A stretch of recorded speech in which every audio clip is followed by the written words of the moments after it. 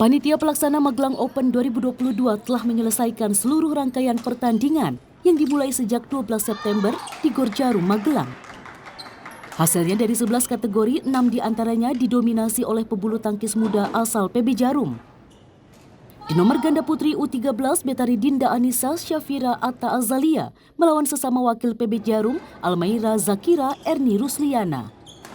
Perang sesama klub ini sukses dimenangkan Betari Syafira 21-18, 17-21, 21-15. Di nomor ganda putra U15, Kelvin Kennedy Yuda Rendra asal PB Jarum melawan Kezi Hafiz asal PB Champion Kudus. Dengan mudah, Kelvin Yuda memenangi laga dengan straight game 21-13, 21-17. Wakil Ketua Pelaksana Magelang Open 2022 Yuni Kartika menyatakan persaingan antar klub kini semakin merata.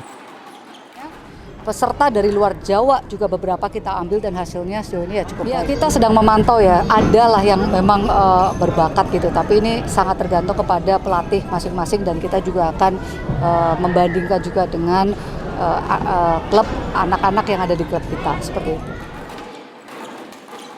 Para pebulu tangkis muda wajib mempersiapkan diri menjelang kejuaraan provinsi yang diselenggarakan oleh PBSI Jawa Tengah. Kejuaraan bertajuk Kejurprov PBSI Jateng 2022 akan bergulir pada 26 September hingga 1 Oktober 2022. Tim Liputan Kompas TV.